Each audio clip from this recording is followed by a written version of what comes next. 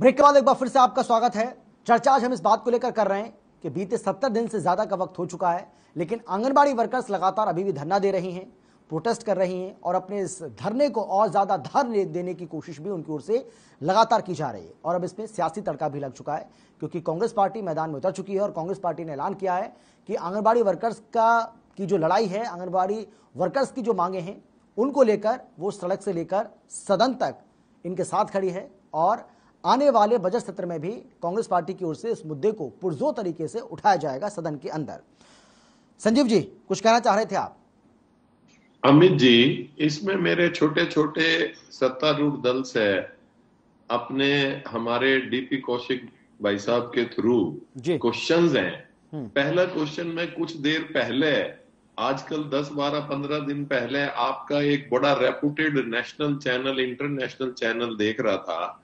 उसके अंदर ये कहा गया और बताया गया कि देश के 50% धन इन 4-5 साल में 98 लोगों के पास इकट्ठा हो गया। 98, 150 करोड़ की जनता में 98 लोगों के पास देश का 50% धन इकट्ठा हो गया। एक बात। दूसरी बात, मेरा यहां ये क्वेश्चन है कि देश के आदरणीय प्रधानमंत्री जी की घोषणा, मैं ये नहीं कह रहा कि डिमांड है, उनकी घोषणा पूरा होना या ना होना कहीं ना कहीं हमारे लिए, सत्तारूढ़ दल के लिए ये विचारणीय विषय है या नहीं है कि 4 साल हो गए घोषणा को, 4 दिन नहीं हुए, 4 महीने नहीं हुए, 400 दिन नहीं हुए, 4 साल की घोषणा क्यों हुई? और प्रधानमंत्री जी को इस बात का, मुख्यमंत्री जी को, प्रधानमंत्री जी को संज्ञान लेना चाहिए कि भाई ये हमारे देश में मातृशक्ति चाहे हरियाणा की है चाहे कहीं की भी है, ये सड़कों पे अगर है तो वो किस वजह से है। ये नहीं कि भाई इतना हमने बढ़ा दिया, हम और आंगनवाड़ी वर्कर जो भी कोई इनको बढ़ाएगा, इनका मान सम्मान करेगा, महंगाई के इंडेक्स को देख के उसका सम्मान हर व्यक्ति को करना चाहिए। भाई बढ़ाई, मैं यहां कोई इस बात पे कोई डिबेट या कोई अपने भाई कौशिक के साथ कोई मेरी वो नहीं है कि भाई मैं आर्ग्यूमेंट करूं, लेकिन एक थोड़ा सोच का विषय है। फिर तीसरी बात, बहुत इंपॉर्टेंट बात, इस 4-5 साल में, पिछले 4-5 साल में 2.5 लाख करोड़ लोन हो गया। ये बार बार ये सरकार जो सत्तारूढ़ दल है, हमने ये कर दिया, हमने ये कर दिया, 60,000 करोड़ का कर्जा आज 7 साल में प्रदेश की जनता पे 2.5 लाख करोड़ के आसपास हो गया।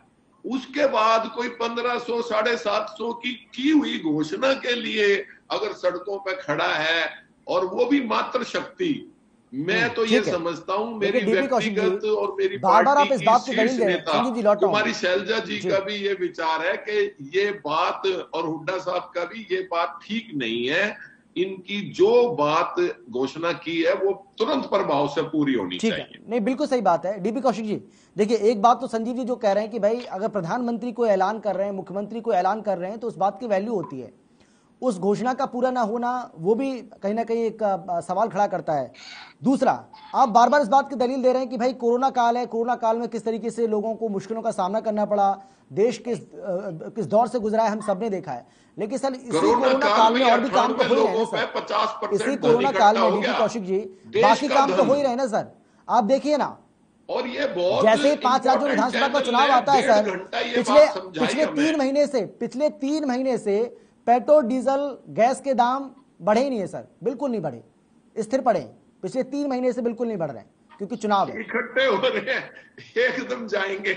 गरीबों के लिए राशन वाली जो योजना है सर, उसको बढ़ा दिया आपने मार्च तक, वो मार्च तक चलेगी क्योंकि चुनाव है। अमित जी, तो उसके लिए कोरोना कहां से चला गया सर, आप मुझे बताइए ना। मैं बता रहा हूँ सर, 2014 से पहले तो रामराज था ना जी, संजीव जी उसी रामराज के हिस्से हैं। अरे सर, एक बात बताइए सर, उन्होंने कोई ना कोई गलती की होगी तभी तो उनको हटाया जनता ने। अब बार बार उनके कंधे पर बंदूक रखकर चला के अब क्या करेंगे, उससे कोई फायदा नहीं है उसका। नहीं, गलती बार बार सर गलती उन्होंने गलती की, अपने गलती की सजा भुगत रहे हैं, वो अपने किए की सजा वो भुगत रहे हैं। लेकिन अब तो आपकी बारी है ना सर, तो जिम्मेदारी तो आपकी बनती है, जवाब तो आपको देना पड़ेगा। अगर आप कोरोना का, देखिए कोरोना की बार बार अगर आप कोरोना को आप कोरोना की आड़ में आप कहेंगे इसकी वजह से नहीं हो पा रहा है सर, तो एक कोई बहुत बड़ी मांग तो इनकी है नहीं, तो ऐसा तो है नहीं कि कोरोना की वजह से आपने बहुत सारी ऐसी योजना जिनको बिल्कुल बंद कर दिया हो, या आप उन योजना को चला ही नहीं रहे, वो काम तो कर ही रहे ना, वो योजनाएं चल भी रही हैं। तो आंगनबाड़ी वर्कर्स की मांग पूरी नहीं हो सकती है क्योंकि कोरोना है, बाकी चीजें हो सकती है, ये कैसे संभव है? अमित जी मैंने एक सामाजिक दृष्टि के नाते कोरोना की बात की है मैंने, ठीक है। कोरोना में इनकी सैलरी का कोई प्रभाव नहीं पड़ता। मैं तो ये कहता हूँ कि सैलरी देखिए कि सरकार ने अपने अफसरों की भी कम की है, तो ये हमारी बहनों को सोचना चाहिए, पहली बात। दूसरी बात मैं बात कर रहा हूँ, सरकार ये तो है नहीं, इस सरकार के मामले संज्ञान में नहीं है। सरकार के अपना भी दायित्व होता है, कुछ जिम्मेवारियां होती है, सरकार को भी अपना सोचना होता है कि बजट कहाँ से क्या एलोकेट किया जाता है, ठीक है ना।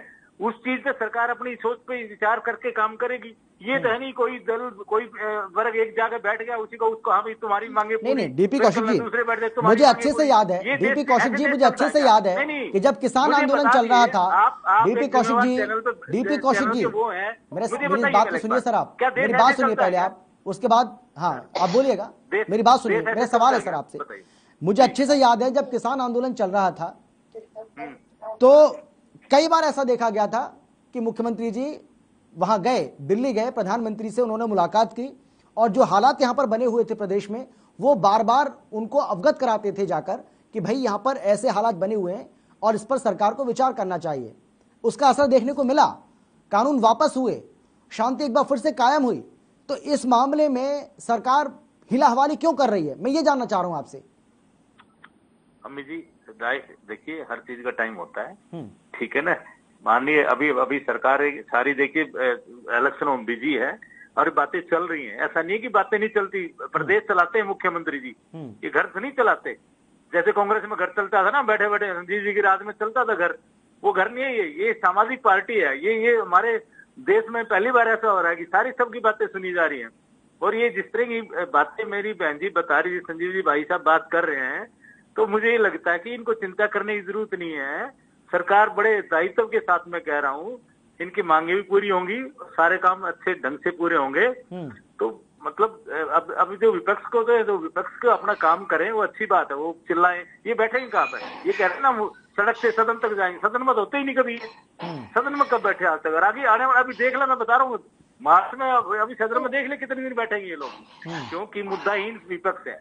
विपक्ष के पास कोई मुद्दा नहीं है, सिर्फ अपनी जितनी रोटियां सेकते हैं। कुमारी सैलजा ने कितनी बार लेटर लिखा माननीय प्रधानमंत्री जी को, चलो मैं 70 दिन से बैठी थी, कितनी बार आकर वहां पे इनके हाथ चाय पी गई, बताइए संजीव जी, बताइए सैलजा जी का कितनी बार उन्होंने मांग रखी। ठीक है तारादेवी जी, जो कांग्रेस पार्टी सहानुभूति दिखा रही है आपके प्रति, उस पर भी मैं आपकी टिप्पणी चाहूंगा, उस पर आप क्या कहना चाहेंगे? आज कुमारी सैलजा पहुंची आपके धरने पर, उन्होंने बहुत बड़ी बड़ी बातें की, सरकार को जमकर कटघरे में खड़ा किया, सरकार को सवालों के घेरे में खड़ा किया, उसके बारे में आपकी टिप्पणी चाहूंगा। क्या कहेंगे आप? कांग्रेस पार्टी की जो सहानुभूति है, जो सिंपैथी दिखा रही है आपके प्रति, आपको लग रहा है कि कांग्रेस पार्टी आपको न्याय दिला पाएगी? सर देखो, हड़ताल के टाइम, इस टाइम कोई हमारे पास आकर अगर सहानुभूति दिखाए तो उम्मीद तो हम रखते ही हैं, चलो ये नहीं तो ये हमारी सुनेंगे, उम्मीद है। और मेरे समय और टाइम याद नहीं है, कांग्रेस सरकार ने भी एक बार हमारे 3500 रुपए से एकदम दुगनी तनख्वाह की थी, 7000, जब कांग्रेस का राज था, वो मेरे समय याद नहीं है। तो हम इनसे भी उम्मीद कर रहे हैं, बीजेपी से भी, कि हम जो इन्होंने घोषणा की, अगर इन्होंने जो घोषणा की है ये हमारे को देते तो हम इनकी भी आगे तक ये बात याद रखेंगे कि हमारा बीजेपी ने इतना अच्छा काम किया। डीपी कौशिक जी, आप तो कह रहे थे कि कांग्रेस पार्टी ने कुछ नहीं किया इनके लिए, सिर्फ बरगलाने का काम कर रही है अब, लेकिन वो तो बता रही हैं कि उनको समय याद नहीं है, लेकिन वो बता रही हैं कि भाई पहले मानदेय हमारा 3500 रुपए था, उसके बाद 7000 कर दिया, दुगना करे हमारे। जाते जाते बंदरबाट तो मुख्यमंत्री जी करके गए थे, माननीय आदरणीय हमारे भूपेंद्र सिंह हुड्डा जी, है ना, वो जाते जाते यही तो करके गए थे, और क्या करना था उनको। वो शुक्र है वो घोषणाएं भी करके हम वो अपनी पेंशन इतनी दे देंगे, हम ये कर देंगे, वो कर देंगे। देखिए सरकार ने अगर मान लो 7000 की, तो आज कितनी है इनकी, अप्रोक्सीमेट बराबरी आ चुकी है ना। उन्होंने 70 साल में इतनी करी, हमने 7 साल के अंदर इतनी कर दी। और दोबारा तो हमने इंश्योरेंस का एक तरफ जो मुआवजा देने की बात करी है, वो भी हम सरकार ने कहीं न कहीं इनके ऊपर ही दे रहे हैं ना।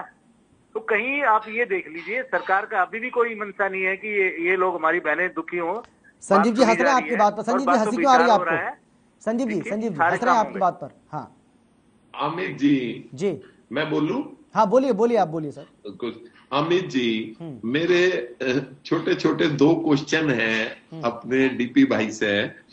पहली बात तो, अगर हमारी पोजीशन आप वाली होती, विपक्ष में आप होते, तो आपका क्या एक्शन होता?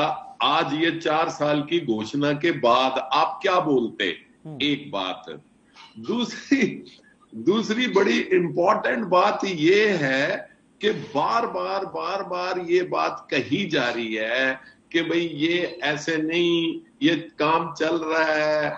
मेरे समझ में ये अभी तक नहीं आया, जिस आदरणीय प्रधानमंत्री की ये छवि सत्तारूढ़ दल ने बना रखी है कि जो उन्होंने एक बार कह दिया पत्थर की लकीर है। ये 4 साल क्यों लगे हैं इस बात पे? ये मैं मानता हूं, आप कुछ भी कहो, इनकी जायज डिमांड नहीं है, ये नहीं है। तीसरी बात, बहुत इंपॉर्टेंट बात ये है कि हम लोग आज के दिन विपक्ष में हैं। हमें सत्ता से लोगों ने, चाहे आंगनवाड़ी है चाहे कुछ है, सत्ता से बाहर किया। तो विपक्ष में रहते हुए विपक्षी दल का ये कर्तव्य बन जाता है, उसकी कोई एक्सक्यूज नहीं है इसमें, ये कर्तव्य बन जाता है। यदि कोई सड़क पे अपनी डिमांड लेके खड़ा है, बार बार यहाँ कहा जा रहा है कि कुमारी शैलजा जी आज ही आई हैं। मैं फिर कहता हूं, मैं अखबार की कटिंग भी आपको भिजवा दूंगा। जब ये शुरू हुआ था तो हमारी आदरणीय अध्यक्षा जी कुमारी शैलजा जी यहाँ पंचकूला में 2 दिन के अंदर अंदर इनके पास पहुंची थी और 1-1.5 घंटा उन्होंने सारी बातें इनकी भी सुनी, ये भी सुनी। लेकिन एक स्पष्ट सी बात है, मैं यहाँ 1 मिनट के लिए मान लेता हूँ, 1 सेकंड के लिए, कि भाई ये वैसे डिमांड कर रहे हैं, नाजायज कर रहे हैं, लेकिन ये तो घोषणाएं मांग रहे हैं। जो घोषणाएं करी हैं इसमें जायज नाजायज का सवाल ही नहीं उठता। और फिर कोई एस्केप रूट हम आपस में ना ढूंढने। आप हमें कहो कि कांग्रेसियों ने नहीं किया, हम कहें आपने। जो प्रधानमंत्री ने घोषणा की है, आदरणीय प्रधानमंत्री जी ने, वो फौरी तौर पे सबकी ड्यूटी सत्तारूढ़ दल की बनती है कि तुरंत प्रभाव से 4 साल क्या 4 मिनट में पूरी होनी चाहिए वो, तो ही देश विदेश। हाँ मैं आ रहा हूँ डीपी कौशिक जी। डीपी कौशिक जी मैं आपका जवाब लूंगा। एक छोटे से ब्रेक के लिए एक बार फिर से मुझे रुकना है, मैं माफी के साथ आपको रोक रहा हूं, और उसके बाद मैं आप ही के पास आ रहा हूं डीपी कौशिक जी। चलिए ब्रेक के लिए रुक रहे हैं, फौरन लौट रहे हैं।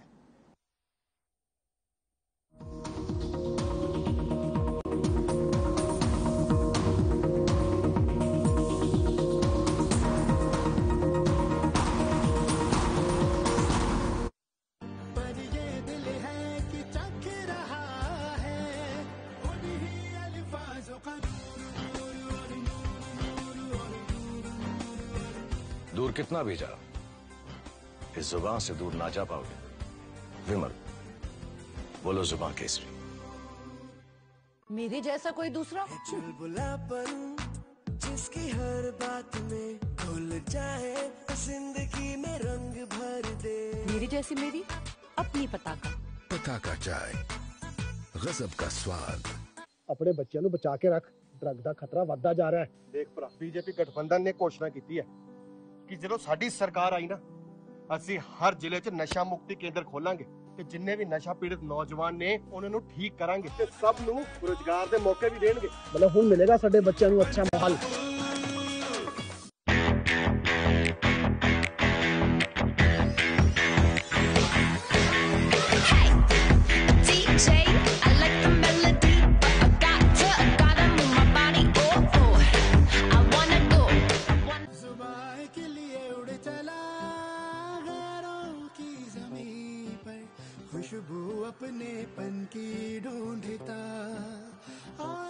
दूर कितना भी जाओ, इस जुबान से दूर ना जा पाओगे।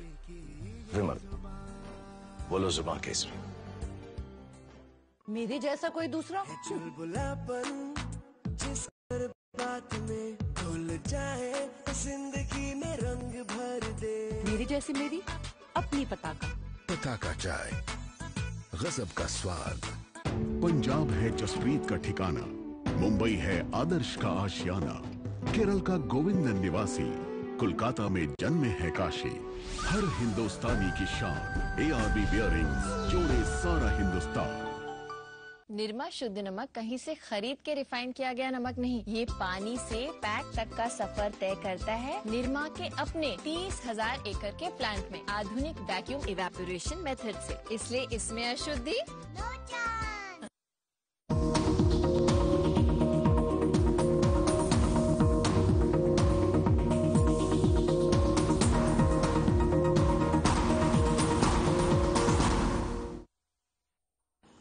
ब्रेक के बाद एक बार फिर से आपका स्वागत है। डीबी कौशिक जी, आप अपनी बात अब पूरी कर सकते हैं। अमित जी, मैं कह रहा था ये कि मान लीजिए शैलजा जी मतलब अखबारों की नेता है, वो वैसे तो उनके पीछे कोई होता नहीं, उनको खबर चाहिए थी, बेचारी वहां जाके शामिल होगी है। अब उनकी सहानुभूति पता नहीं कहाँ तक कैसी संभव है कैसी नहीं, बट ये सरकार का विषय है। सरकार सोच विचार करके, हमारी जो बहनें बैठी हैं उनकी मांगे पहले भी पूरी हुई, अभी भी पूरी करेंगे। और जैसे संजीव जी कह रहे थे कि प्रधानमंत्री जी की, अरे हमारी सरकार तो पहले जितनी आप जो बोल के गए थे ना, आपके 10 साल के माननीय हमारे प्रधानमंत्री जी मनमोहन सिंह जी, वही वो सारी पूरी कर दी और हम अपनी भी कर रहे हैं। देखिए डबल डोर, देखिए इनकी, इन्होंने कहा वो घोषणा हम पूरी कर रहे हैं। 10 साल रह गए, चले गए, हरियाणा को पानी दिलाएंगे, स्वामीनाथन रिपोर्ट लागू करेंगे, हम ये करेंगे वो करेंगे, गरीबी हटाएंगे। 70 साल में गरीबी नहीं हटी, खुद हट गई कांग्रेस। और मैं आने वाले टाइम की बात कर रहा हूँ कि ये सब चीजें, भारतीय जनता पार्टी ऐसी सरकार है जो हमारे हर देश के हर नागरिक के प्रति जागरूक है, उनके लिए दिन रात सोचने का काम कर रही है। माननीय प्रधानमंत्री जी की सोच बहुत ऊपर की सोच है। संजीव जी, पार्टी काम करेगी, सरकार काम करेगी, आपके लिए कुछ नहीं छोड़ेंगे हम, ये हमारा वादा है। आप 2024 में भी ऐसे ही हैं, 2029 में भी ऐसे ही हैं। जी अमित जी। संजीव जी। मैं अमित जी अपने भाई कौशिक साहब को, डीपी भाई को बताना चाहूंगा कि परमात्मा आप जो मर्जी करें, हमारी शुभकामनाएं आपके साथ हैं।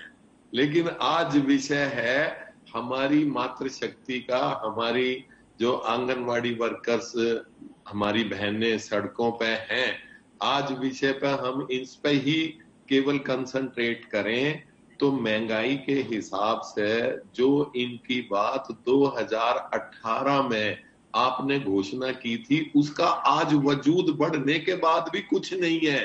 750, 1500, आप खुद समझदार हैं, आप देख ले महंगाई के इंडेक्स को आप कहां से कहां ले गए। ये बात बहुत बढ़िया चल रही है। इनको इनकी बातें मान ली जाए, इनकी जो घोषणाएं कर दी थी वो दे दी जाए। हमारा आज की डिबेट का तो विषय बस इतना सा है कि हमारी मातृशक्ति ऐसे मौसम में सड़कों पे ना घूमे।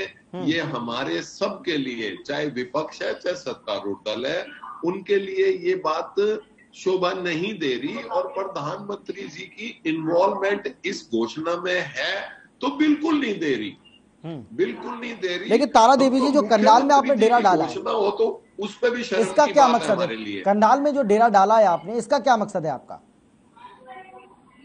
इसका मतलब ये है कि 70 दिन हम हड़ताल में बैठे हैं, इतनी बारिश में, ठंड में, सरकार ने 1.5 महीना हो लिया, हमारी कोई पूछ नहीं ले रही। हार के हम जाके करनाल अपना पड़ाव डाला है। जब सरकार ने थोड़ा बहुत ये सुना है कि 18 तारीख वार्ता के लिए तैयार हुए हैं। 18 तारीख को किससे वार्ता होगी आपकी? हमें करनाल जाने के लिए। तारा देवी जी, 18 तारीख को किससे वार्ता होनी है आपकी? सरकार से बात होनी है 18 तारीख। क्या उम्मीद लगा रही है उस वार्ता से आप? उम्मीद तो यही है कि सरकार, इतने दिन से हम तपस्या तप रहे हैं, इतनी सर्दी ठंड बारिश में बैठे हैं, तो सरकार हमारी मानेगी।